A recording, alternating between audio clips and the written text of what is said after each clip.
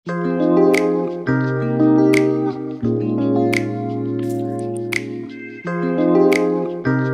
Hello नमस्कार. आपल्या चॅनलवरच्या अजून एका नवीन ब्लॉगमध्ये मी वर्षा तुमचं अगदी मनापासून स्वागत करते. तर जसं तुम्ही पाहायला आल्याबरोबर मी थोडंफार क्लिनिंग केलेलं किचनचं. अगदी घासणीने किचनच्या ज्या स्टाईल असतात किंवा फरशी वगैरे जी व्हाईट असते जिथं खूप जास्त चिकट झालेलं होतं ते क्लीन करण्याचा प्रयत्न केला, पण म्हणावा तितका रिझल्ट आला नाही. कारण की मला पण असं होतं की म्हणजे जास्त लोड घेऊन जर काम केलं तर वेगळंच काही नको व्हायला. आणि तुमच्या पण बऱ्याचदा कमेंट्स असतात मला की वर्षा या ड्युरेशनमध्ये तरी ॲटलिस्ट जास्त लोड घेऊ नकोस. आणि मग आता होतंय असं की काम नाही केलं किंवा घरातले जी काही बेसिक स्वच्छता असते ती जर आपण हायजीन मेंटेन नाही केली तर आजार होण्याची शक्यता पण तितकीच जास्त आहे. कारण की बाहेर पाऊस, घरात कोंदट वातावरण, ऊन नाही आहे. कोल्हापुरातला पाऊस तर तुम्हाला माहिती आहे कसं वातावरण असतं ते.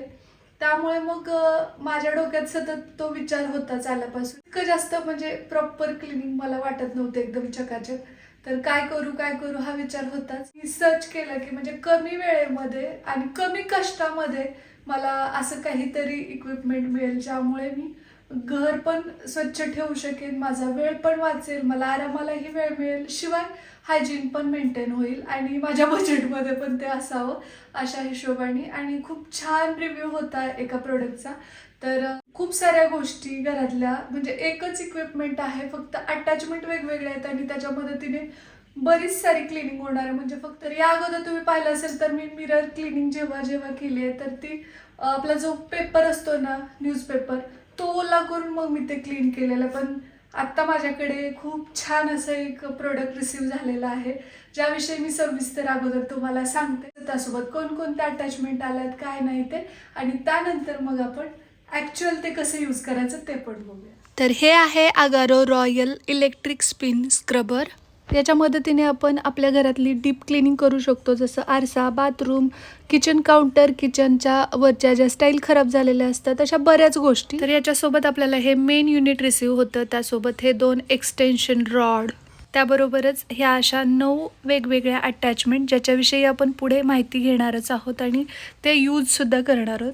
त्यासोबतच चार्जिंग केबलसुद्धा आपल्याला याच्याबरोबर रिसीव्ह होतं. तर हे आहे याचं मेन युनिट. याच्या समोरच्या बाजूला वेगवेगळ्या या ज्या 9 अटॅचमेंट दिलेल्या आहेत त्या आपण सेट करू शकतो. याच्या मागच्या बाजूला दिलेलं आहे पॉवर बटन आणि हे आहे याचं मेन इंडिकेटर. या इथं चार्जिंग कॉर्ड दिला गेलेला आहे, त्यासोबत आपल्याला केबल पण रिसीव्ह झालेला आहे चार्जिंगसाठी. हे ऑन करण्यासाठी हे पॉवर बटन आपल्याला प्रेस करायचं आहे. हे फुल्ली चार्ज असल्यामुळे सगळे बॅटरी इंडिकेटर्स तुम्हाला ऑन झालेले दिसत असतात. जर आपण पॉवर बटन पुन्हा प्रेस केलं तर स्पीड लेवल एक स्टेपनी मागे येते, म्हणजे कमी होते. आणि तिसऱ्यांदा जर पॉवर बटन आपण प्रेस केलं तर हे मशीन ऑफ होतं. तर यासोबत ज्या अटॅचमेंट रिसीव्ह झाल्यात तर त्याविषयी आपण आता अजून माहिती घेऊ. तर सगळ्यात पहिल्यांदा हा आहे स्पॉन्ज ब्रश. याच्या मदतीने आपण ग्लास, मिरर क्लीन करू शकतो.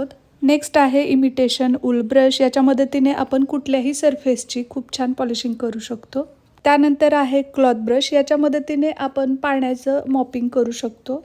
त्यानंतर आहे हा फायबर ब्रश. याच्या मदतीने आपण किचन प्लॅटफॉर्म, त्यानंतर किचन टॉप्स जे असतात ते क्लीन करण्यासाठी यूज करू शकतो. नेक्स्ट आहे हा लार्ज ब्रिसल ब्रश. याच्या मदतीने आपण टाईल्सची क्लिनिंग करू शकतो, शिवाय कुठल्याही सरफेसची क्लिनिंग करायला हे मदतीला येतं. त्यानंतर आहे हा स्मॉल ब्रिसल ब्रश. याच्या मदतीने आपण स्मॉल जे एरिया असतात कोपरे वगैरे तर तिथलं क्लिनिंग खूप छान करू शकतो, जसं की सिंक, टॅब.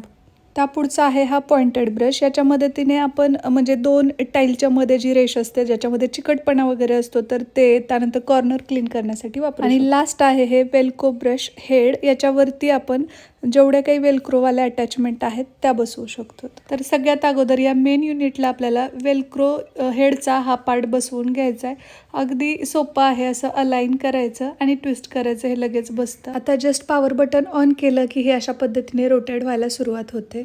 वेल्क्रोवाली जी अटॅचमेंट आहे ती अशी तुम्ही नुसती ओढली तरीसुद्धा ती लगेच रिमूव्ह होऊन जाते. आणि जे ब्रिसल्सवाले हेड आहेत ते तुम्ही डिरेक्टली अटॅच करू शकता हे अशा पद्धतीने.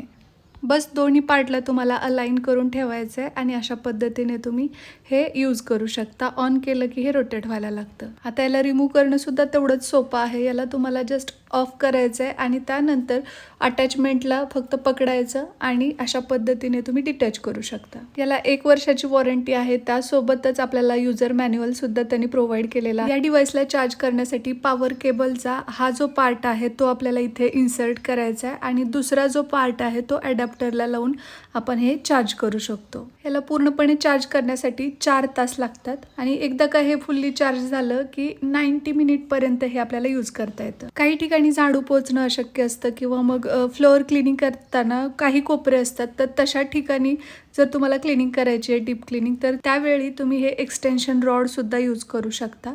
सगळ्यात अगोदर मेन युनिटमध्ये अशा पद्धतीने आपण एक्सटेन्शन रॉडला फिरवून बसवायचं आहे. त्यानंतर या बटनाला ऑनच्या बाजूने आपल्याला डायरेक्शनमध्ये फिरवायचं आहे आणि मग तुम्ही रॉड आणखी जास्त एक्सटेंड करू शकता. आता एक्सटेन्शन रॉडच्या मागच्या बाजूला इथं जे हँडल दिलं गेलेलं आहे ते असं फिरवून आपल्याला ते सुद्धा एक फिक्स करून घ्यायचं आहे आणि त्यानंतर तुम्हाला क्लिनिंग करणं अगदी जास्त सोपं होऊन जातं. दोन्ही एक्सटेन्शन रॉड एकमेकामध्ये फिक्स करून घेतल्यानंतर शेवटी हे काहीसं असं दिसतं. बरं, लास्टला आपल्याला रिसीव्ह होतं ते म्हणजे हे स्टिक ऑन हँगर. हे आपण कुठल्याही वॉलवरती अगदी व्यवस्थित स्टिक करू शकतो आणि याच्यामध्ये आपण या स्क्रबरच्या रॉडला अशा पद्धतीने फिक्स करून अटॅच करू शकतो. कोल्हापुरामध्ये स्पेशली बरं का, मी जेवढं अनुभवले आत्तापर्यंत, तर पावसाळा आला म्हटलं की कपडे तर सुकत नाहीत. हे जितकं मोठं सत्य आहे तितकंच मोठं सत्य हे आहे की घरामध्ये जर व्हेंटिलेशन प्रॉपर होत नसेल, खूप साऱ्या खिडक्या आणि दरवाजे नसतील, तर त्यावेळी मात्र जे काही फर्निचर असेल तुमच्याकडे त्याला सुद्धा बऱ्यापैकी बुरा येतो. मग आपलं असतं की ते क्लीन करून छान ते शाईन पण व्हायला पाहिजे. तर त्यासाठी सुद्धा एक उपाय आहे जो तुम्हाला पुढे व्हिडिओमध्ये समजेलच. तर त्यासाठी व्हिडिओ शेवटपर्यंत पाहत राहा. आणि आजचा व्हिडिओ खरंच खूप हेल्पफुल होणार आहे, कारण की डीप क्लिनिंग करायची असेल, कमी कष्टात करायची असेल, तर मी आता तुम्हाला सुचवणार आहे ते खूप बेनिफिशियल ठरणार आहे. वेळ पण वाचेल, शिवाय घर पण स्वच्छ राहील.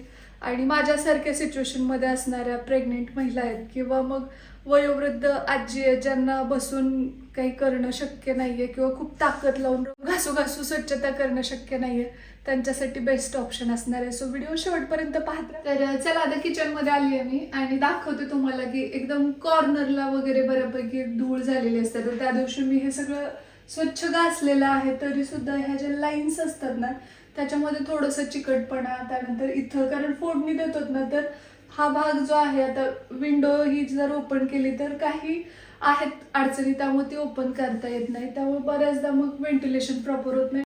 त्यामुळे भिंती किंवा मग ह्या ज्या फरशा आहेत हे सगळं असं चिकट होतं किचन कट्ट. त्यामुळे सातत्याने क्लिनिंग करावी लागते.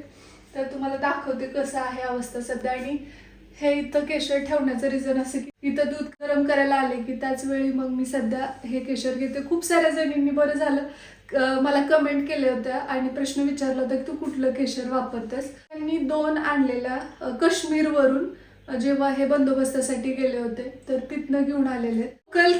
काश्मीरमधून जे प्युअर केशर मिळतं तर ते हे घेऊन आलेले आहेत. स्लिप ऑफ टंग व्हायला माझं. तर बघा हे किती चिकट वाटतंय ते.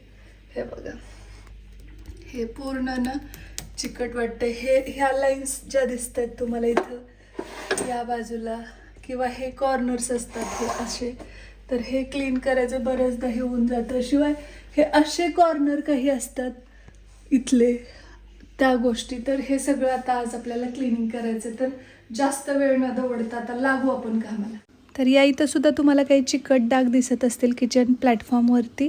तर आत्ता मी घेतला आहे स्मॉल ब्रिसल ब्रश आणि त्याच्या मदतीने किचनच्या ज्या टाईल्स आहेत तर त्या क्लीन करते मी. बघा, जेव्हा आपण भाज्या फोडणीला घालतो तर त्यावेळी तेलाचे डाग, त्यानंतर ते सगळं असं चिकटून बसतं आणि त्याच्यावरती मग धुळीचे कण बसतात. आणि डेली किती जरी आपण म्हटलं की कपड्याच्या मदतीने पुसून घेतलं तरीसुद्धा डीप क्लिनिंग ही महत्त्वाची ठरतेच, कारण की अगदी सांधीमध्ये वगैरे सुद्धा घाण असते. त्यानंतर आता हा पॉइंटेड ब्रश घेतला, त्याच्यामध्ये थोडंसं लिक्विड पण पोर केलं. हे जे कोपरे आणि चिकटपणा आहे तर त्यासाठी ना आपल्याला थोडंसं टोकदार हवं होतं. या अगोदर जी अटॅचमेंट आपण वापरली फरशीसाठीची तर ती गोल होती, पण ह्याला कोणे पण क्लिअर करता येतं त्याच्यामुळे. तर आता हे क्लीन करून बघू.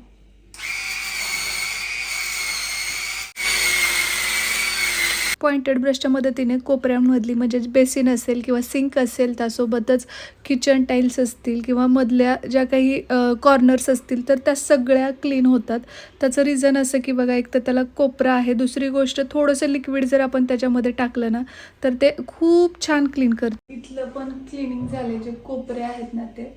आता हे थोडंसं घासणी टाईप तुम्हाला दिसत असेल बघा, आणि इथं एक अटॅचमेंट बसून मग मी याच्यावरती हे बसवते, जेणेकरून मला इथले हे जे डाग आहेत म्हणजे आपला जो किचन काउंटर आहे तो क्लीन करायचा आहे. बघा, हे स्वयंपाक करताना वगैरे पडलेले डाग आहेत, तर याच्यावरती थोडंसं लिक्विड सोप घेते मी. सिम्पली मी याच्यावरती थोडंसं लिक्विड सोप घेतलं आहे आणि फक्त आपल्याला होल्ड करून ठेवायचं आहे, पकडून ठेवायचं आहे. हे डिवाईस स्वतः रोटेट होतं आणि पूर्ण क्लिनिंगचं काम ते स्वतःच करतं, फक्त आपण होल्ड करतो हातामध्ये. ते ॲटोमॅटिक रोटेट पण होतं आहे, मूव पण होतं आहे. तुम्हाला दिसत असेल पूर्ण जे काही डाग वगैरे आहेत किचनच्या प्लॅटफॉर्मवरती, तर ते अगदी घासणीने आपण घासून काढतो ना, तर तशा पद्धतीने ते स्वतःच क्लीन करतं आहे. क्लीन झालं आहे, आता जर असं फ्रेश वाटायला लागलं मला. एखाद्या स्वच्छ ओल्या कपड्याने हे पुसून पण घेऊ शकतो आपण, किंवा पाणी ओतून ते स्वच्छ पूर्ण धुवून पण घेऊ शकतो. आणि इथला जो डाग होता मी अगोदर दाखवलेला बिफोर आणि आफ्टर, तुम्ही पाहू शकता जो चिकटपणा होता तो पूर्ण निघून गेल्याशिवाय हे कॉर्नर जे होते वरचे इकडचे ते सुद्धा चकाचक क्लीन झाले. तर चला आता मी हे धुवून घेते एकदा, आणि इथलं वाळतंय तोपर्यंत आपण वरची सुद्धा थोडीफार क्लिनिंग करून घेऊ, कारण एवढा थकवा आलाच नाही. मला ताकद लावावी लागली नाही, सगळी ताकद मशीनने लावली आहे. इथलं कोरडं होईपर्यंत आपण क्लीन करून घेऊ. जसं की वॉश बेसिन असेल किंवा जे नळ आहेत ते पण खूप खराब झाले, तेवढे दिवस बंद होते त्यामुळे. तर तुम्ही स्वतःच पाहू शकता इथला चिकटपणा असेल, डाग असतील, ते सगळे रिमूव्ह झालेत की नाही ते, आणि इथल्या टाईल्स पण क्लीन झाल्यात. थोडंसं आराम घेतला म्हणजे तरीही उभं राहिलं ना की थोडा त्रास होतो, तरी मी मस्त किचनवर बसून पूर्ण काउंटर आणि तिथलं एक एक काना कोपरा क्लीन केलाय. तर त्यामुळं फ्रेश वाटतं. आणि खरं सांगू का, क्लिनिंग केल्यानंतर कधीही मळब निघून गेल्यासारखं आणि खूप पॉझिटिव्ह वाटायला लागतं. बऱ्याचदा एक थेरपी म्हणून सुद्धा, म्हणजे आपण म्हणतात ना, जसं काही जणांना लिखाणाची सवय असते, काही जणांना वाचनाचा छंद असतो, कुणाला स्विमिंग करायला गेल्यानंतर खूप जास्त रिफ्रेश वाटतं. म्हणजे एक प्रकारे म्हणजे कुणी कुठल्या याच्यामध्ये कोणत्या छंदात आनंद मानतं आणि त्याच्यामध्ये त्या व्यक्तीला खूप जास्त असं पॉझिटिव्ह वाटायला लागतं. तसं मला क्लिनिंग केली ना खूप पॉझिटिव्ह वाटतं. तर तिथं सुद्धा लांब जाण्यात असेल किंवा डोळ्यात मी शक्यतो क्लिनिंग करते, पण आत्ता या सिच्युएशनमध्ये हे मला खूप जास्त उपयोगी पडतंय. तर तुम्हाला सुद्धा अगारचं हे स्पिन मॉब मागवायचं असेल तर सगळ्या लिंक्स मी डिस्क्रिप्शन बॉक्समध्ये देते, तिथे जाऊन तुम्ही नक्कीच हे परचेस करू शकता. तर ही अटॅचमेंट आता मी बसवते. तर या इथं फ्लोअरवरती एक डाग दिसतोय, तर या इथं लार्ज ब्रिसल ब्रश मी घेतलेला आहे आणि त्याच्या मदतीनं मी फ्लोअर क्लिनिंग करून घेणार आहे. कारण की बरेच सारे जिद्दी डाग असतात जे निघत नाहीत आपल्याला आणि त्याच्यावरती रगडून ते घासावे लागतात. तर जस्ट मी एकदा क्लीन केलं आणि त्यानंतर त्याच्यावरती तुम्हाला दिसत असेल तर कपड्यांनी पुसून घेतलं, तरी हे चकाचक क्लीन झालं. बरं, आता मिररच्या इथे सुद्धा बऱ्यापैकी डाग दिसत असतील तुम्हाला, धूळ पण दिसत असेल.